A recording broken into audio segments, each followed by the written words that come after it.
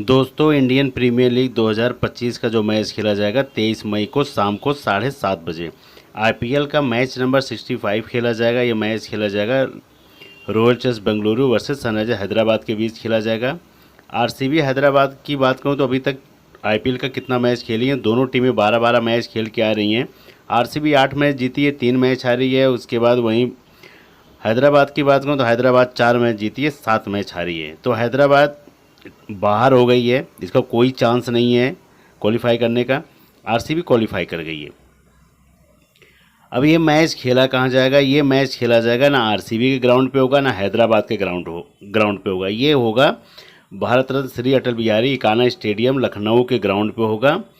इस ग्राउंड पे एक बेनिफिट है कि इस ग्राउंड पे हैदराबाद एक मैच खेली है, वो भी रिकॉर्ड भी दिखाऊंगा कि किसके साथ खेली है। आरसीबी इस ग्राउंड पे एक भी मैच नहीं खेली है, ये फ़ायदा होगा हैदराबाद के लिए। अभी आपस में दोनों टीमें एक भी मैच नहीं खेली हैं, ये पहला मैच खेला जाएगा। पिच रिपोर्ट की बात करूं तो पिच रिपोर्ट यहाँ पे अभी तक जितने मैच हुए हैं 6 मैच का रिकॉर्ड है इस ग्राउंड पे। 6 मैच में से बॉल फर्स्ट सबसे ज़्यादा मैच जीता गया है, वो भी आपको दिखाऊंगा कि पिच रिपोर्ट में बॉल फर्स्ट सबसे ज़्यादा विनिंग परसेंटेज है।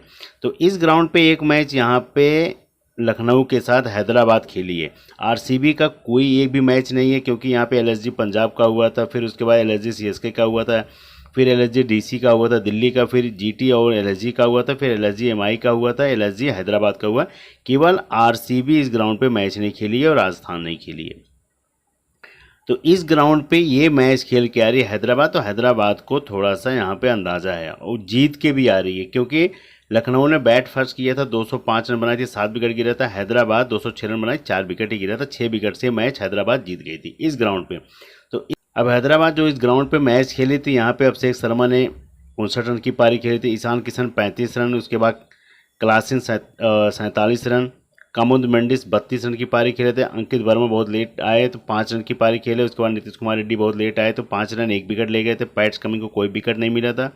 हर्षद पटेल को 1 विकेट मिला था। उसके बाद हर्ष दुबे की बात करूँ तो स्पिनर है, 1 विकेट इनको मिला था। जिशान अंसारी की बात करूँ तो इनको कोई विकेट नहीं मिला था। ईशान मलिंगा को 2 विकेट मिला था।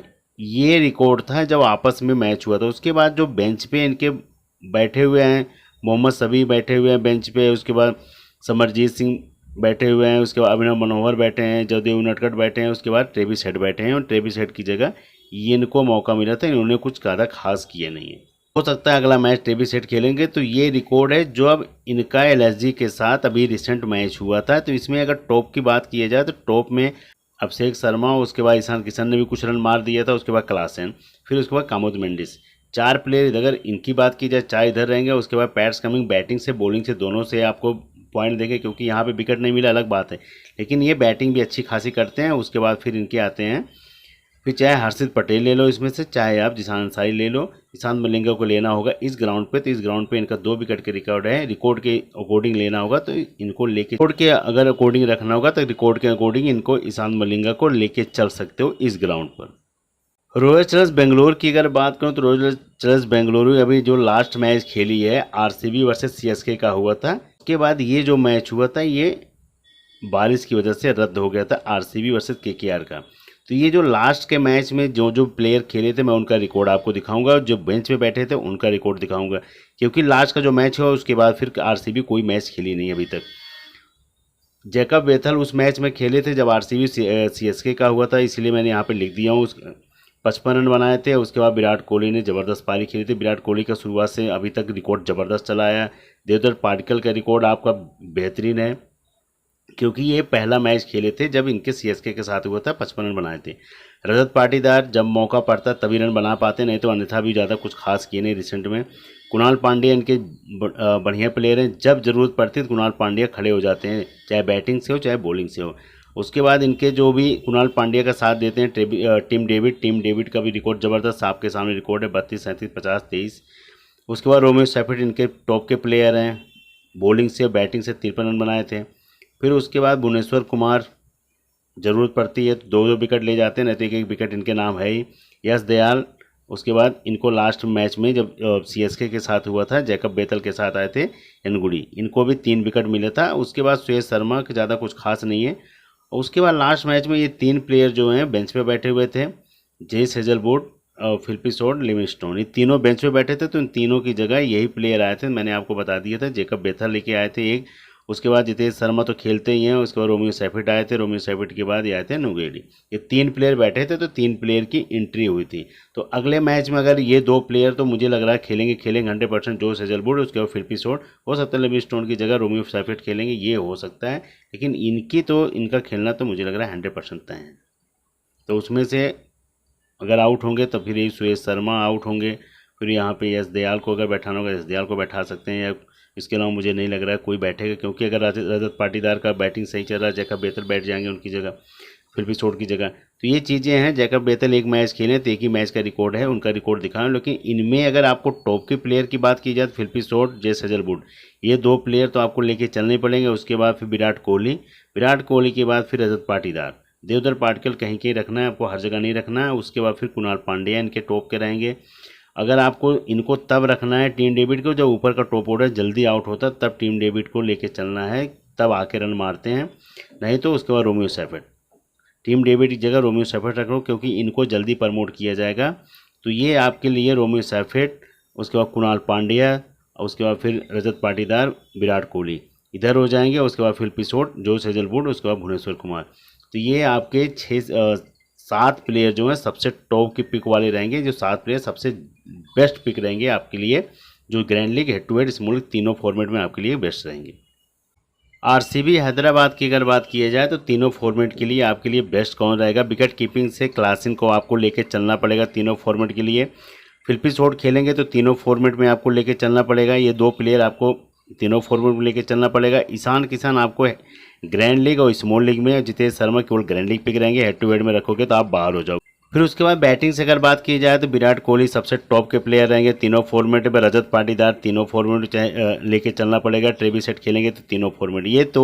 ये जो 3 प्लेयर हैं आपको तीनों फॉर्मेट लेके चलना पड़ेगा। उसके बाद टीम डेविड केवल आपको ग्रैंड लीग में रखना पड़ेगा। स्मॉल लीग में कहीं कहीं अगर रखना होगा तो तब रखना, लेकिन अन्यथा केवल ग्रैंड लीग में रखना है इनको। अंकित वर्मा केवल ग्रैंड लीग रहेंगे। उसके बाद Nitish Kumar Reddy grand league pick रहेंगे। जैकब बेथल को मौका मिलेगा तो आपको ग्रैंड लीग और स्मॉल लीग में लेके चल सकते हो। उसके अलावा मुझे नहीं लग रहा किसी और को ज़्यादा खास मौका मिलेगा। ऑलराउंडर से बात करूं तो अभिषेक शर्मा तीनों फॉर्मेट रहेंगे। कुणाल पांड्या तीनों फॉर्मेट रहेंगे। उसके बाद रोमियो सेफिट को ग्रैंड लीग और स्मॉल लीग में लेके चलना। कामुद मेंडिस को भी ग्रैंड लीग में ज़्यादा आजमाना।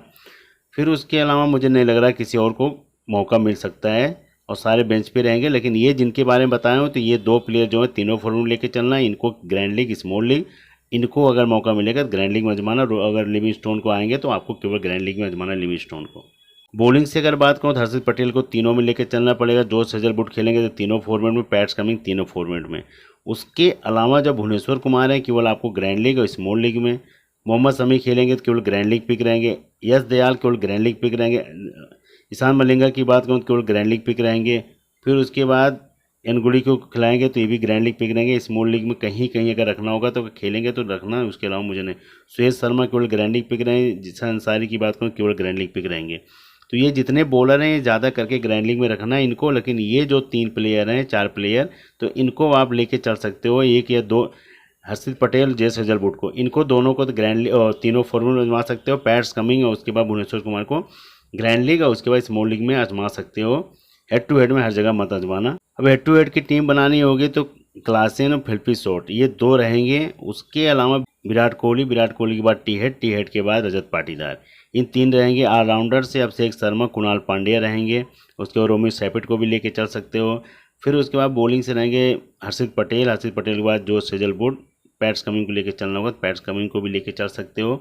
तो ये रहेगी टीम आपकी हेड टू हेड की। इसमें आरसीबी और उसके हैदराबाद की तरफ से Klaasen, T head, Abhishek Sharma, हर्षित Patel, pets coming.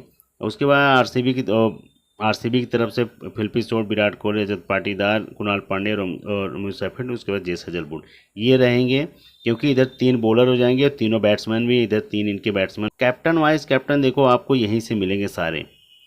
Klaasen, फिलिपिसोड, T head, Kohli, Abhishek Sharma, उसके बाद रोमियो सेफिट, कुणाल पांड्या, रजत पाटीदार, यही कैप्टन वाइस कैप्टन रहेंगे हेड टू हेड के। सबसे ज़्यादा हेड टू हेड के में तो अभिषेक शर्मा, टी हेड, विराट कोहली, उसके बाद क्लासन और फिलिपिसोड, ये आपके 5 प्लेयर सबसे ज़्यादा कैप्टन का वाइस कैप्टन के पिक रहेंगे। आप रोटेट कर सकते हो।